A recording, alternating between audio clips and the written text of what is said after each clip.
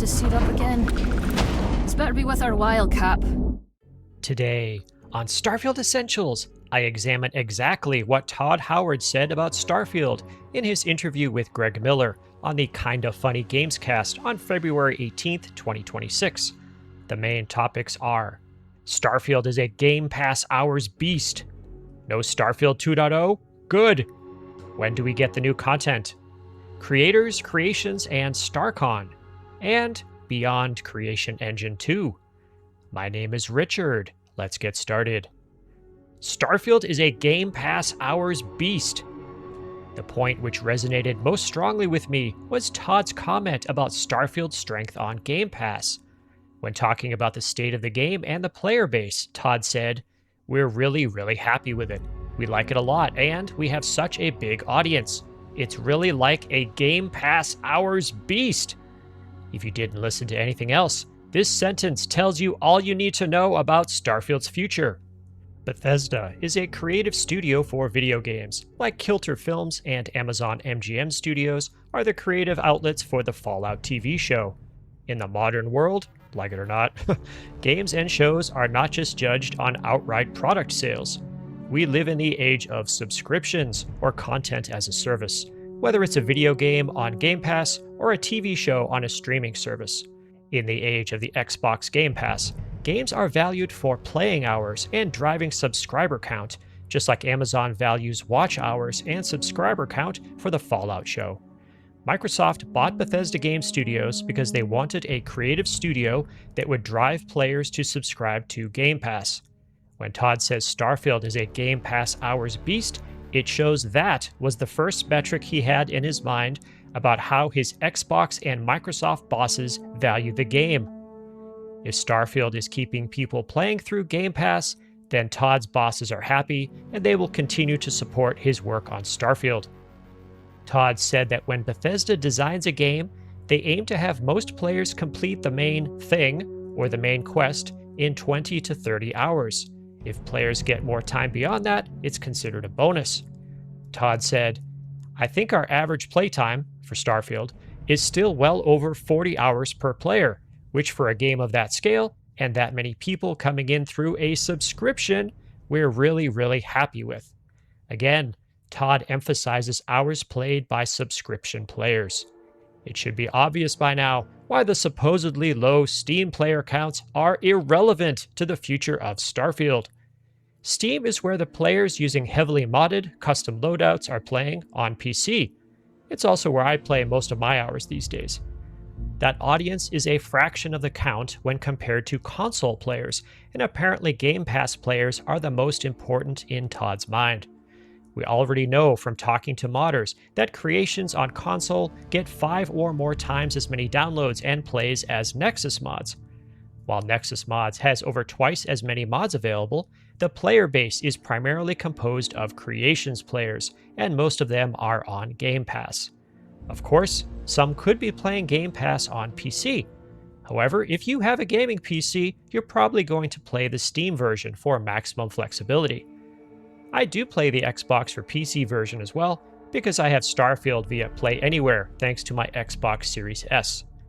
I'll leave a link to my video where Kinggath said Starfield player demand was strong, despite whatever nonsense appears in our Starfield, which I've muted, our Starfield mods, which I tolerate, or Steam reviews, which I completely ignore. Too long, didn't listen? Starfield is strong, and that means support will likely continue. Watch my Starfield at 2 video, where I examined Starfield on Xbox during its first 2 years and analyze the numbers behind its performance. Next, no Starfield 2.0. Good. Greg specifically asked Todd to address the so-called Starfield 2.0. If you set aside the clueless hype of most so-called gaming journalists and ignore casual Starfield players looking for easy AdSense revenue on YouTube, it's clear that Bethesda was not working on Starfield 2.0. Todd said, "We've been doing a lot of work. It is not Starfield 2.0. For expectation setting, if you love Starfield, we think you're going to love this. It's updates that change the game, not in an isolated way, but using outer space and things in ways that we haven't before." But will players like it? Todd said, "If Starfield's something that didn't connect with you right away, or you bounced off of it, or found it boring in places, I don't think this is going to change that fundamentally. But if you're someone who loves Starfield, like you, Greg, we're really happy with it." This is exactly what I wanted to hear.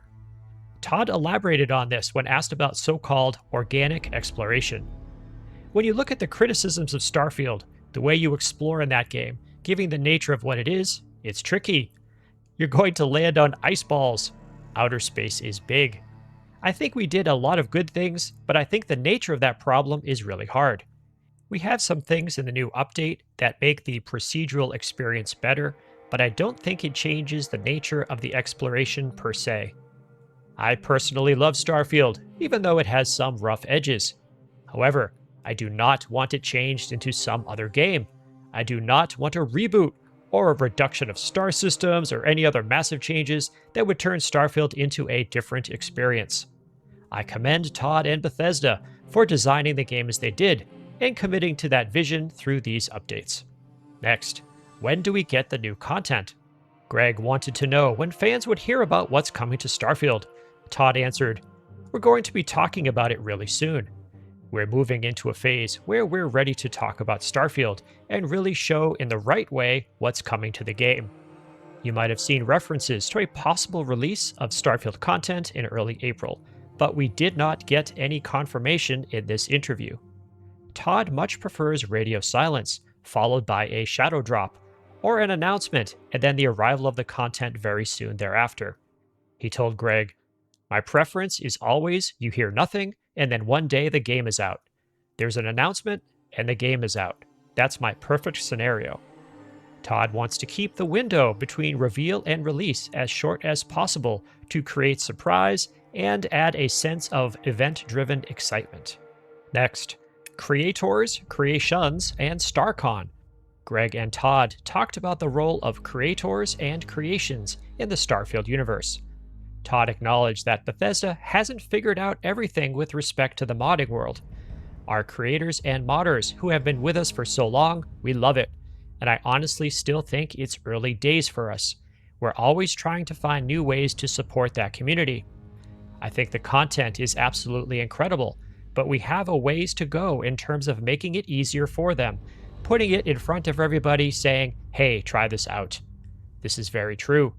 Todd indirectly mentioned the 2 GB limit on creations, saying that the studio tries to keep evolutions of its official modding platforms in sync across all devices. Greg asked Todd if he had seen StarCon. "Did you see this, StarCon? Where they did like a Starfield digital convention. It was on Zoom all day. People came together to talk about their creations and what they were doing and where they were going. I loved it. I had such a great time." To see the way you and Bethesda have made these different games with their different communities. As a Starfield sicko, he called himself, the people who think nobody plays Starfield, and I'm on this Reddit, I'm seeing the thing, I'm chasing the creations, I'm downloading everything. It's fascinating to me to see the different pockets of how you've built that. This was the theme of the entire show, not just the Starfield content. A decent portion of the interview discussed Fallout, thanks to the success of Seasons 1 and 2 of Fallout on Amazon. Fallout 4 and Fallout 76 have seen a resurgence thanks to the show, and Bethesda has provided specific content for Fallout 76 as a response. Next, beyond Creation Engine 2. Here's one brief final note. People who talk about Creation Engine being outdated technology are generally just demonstrating that they don't understand software development. There are issues with CE, but it's not because Bethesda is running the exact same codebase that powered games from 2 decades ago. Todd mentioned that the Elder Scrolls 6 is going beyond the current engine in Starfield. We spent the last several years bringing Creation Engine 2, which powers Starfield, up to Creation Engine 3. That's going to power Elder Scrolls 6 and beyond. I'm not sure what to think about that. I would like to see Starfield running the latest version of the engine, especially if they can address technical issues that some modders and reverse engineers have discussed. Time will tell. Thank you, Greg Miller, for interviewing Todd Howard, and thank you, Todd, for appearing on the Kinda Funny Gamescast. And thank you to all my subscribers. Please consider subscribing to show YouTube that you enjoy positive and honest Starfield content. Special thanks to all channel members, I hope you're enjoying our private Discord server. If you'd like to know more about membership, click the join button on the channel. There's no obligation. I use your contributions to pay for drives for capturing footage and to buy creations to review. What have you been doing in Starfield? Your insights make this channel a place for positive and honest discussion of the game. In addition to videos, I also post to the community tab for this channel on a daily basis. If you subscribe, you'll see these posts in your YouTube feed.